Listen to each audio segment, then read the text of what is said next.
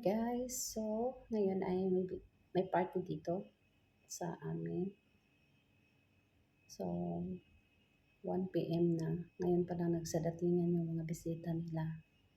So ngayon dito ako sa kitchen nakatambay guys kasi para makita ko yung mga nagpasok.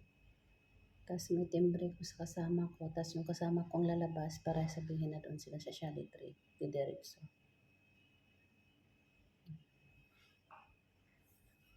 Kamusta ang lahat guys? Ito patayo-tayo lang. Patayo-tayo lang kami ngayon. Oras naman ang kainan nila is 3:00. Marami kasi sige na maraming mga bata na naliligo.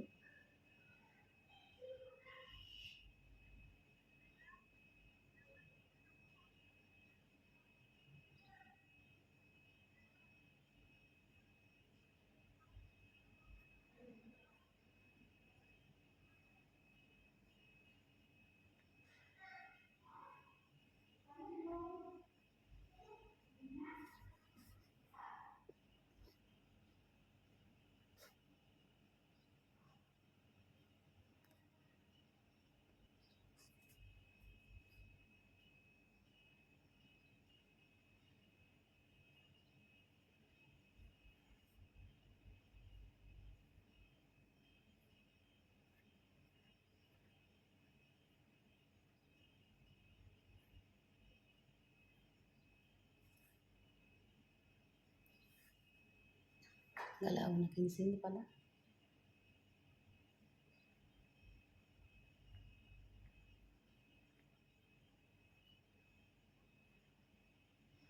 Grabe ang init. Kawawa ang mga kanito guys, ang mga katulong, ang mga yaya ba. Kasi bilad sila sa init.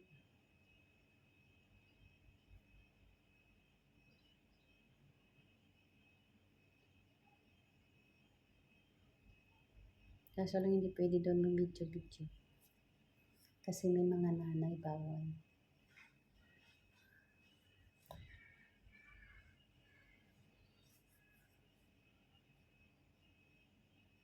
Buti niya kanina guys, hindi ako nahuli. Magbablog sana ako kanina, video sana. Habang naglilinis ako dito. Pumasok yung asawa ng anak ni Madam. Buti hindi ko na-play.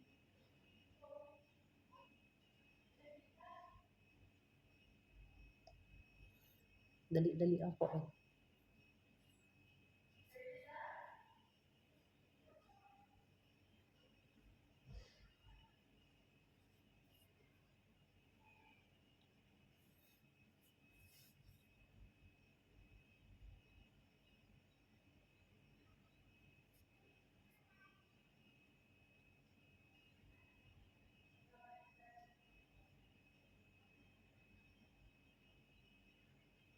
Pero siguro ngayon, konti lang ang bisita nila guys. Kasi nga, nasa bakasyon yung ibang kamag-anak ni Tate. Halos kamag-anak lang naman ni Tate ang ngayon, ang ate.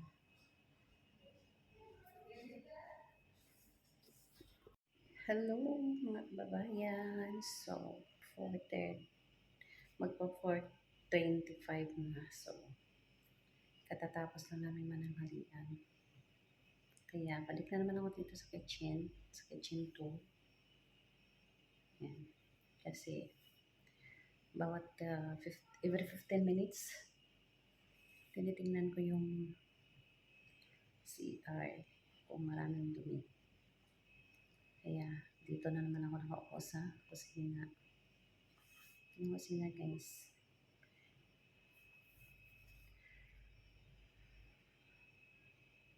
Kapagod guys. Papunta pabalik doon. Sa Shally Tree hanggang dito. Nakakapagod. Worth it man. Kasi binigyan kami ng nanay namin ng 50 kitty kahapon. Plus kay tatay 10. So bali naka-receive kami 60 kitty. So worth it ang pagod namin ngayon guys. Kasi kahapon whole day wala man kaming ginawa. nakaupo lang man kami. So ngayon, super busy. Sana mauwi na sila mga 5 or 6. Ganon.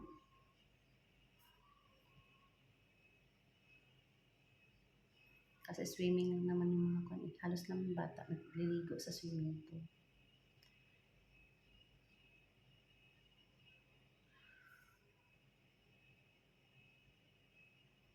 Kaya for the meantime, dito muna tayo sa kitchen nakaupo.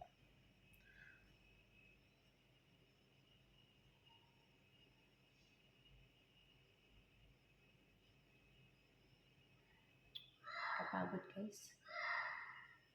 Pero kailangan natin magtiis. Kailangan natin lumaban para sa ating mga anak. Kasi ito, oh, malapit na naman ang pasukan guys. Ilang araw na lang pasukan na. Kaya kailangan natin magsipag-sipag. Hindi pwedeng mapagod. Hindi pwedeng sumuko. Kailangan lumaban tayo sa buhay. Kahit anong hirap, kahit anong pagod, kailangan natin magtiis, lumaban sa hamon ng buhay. Para sa ating mga anak, para sa kinabukasan nila. Kaya, dito muna ako. Opo. Ang sakit na nga ng pa ako eh. Kasi hindi ako sanay magsapatos. Tuwing may occasion lang kami nagsasapatos dito. Mostly nagchichinilas kami. So ngayon ang sakit ng paa ko. Sakit na ng binti ko.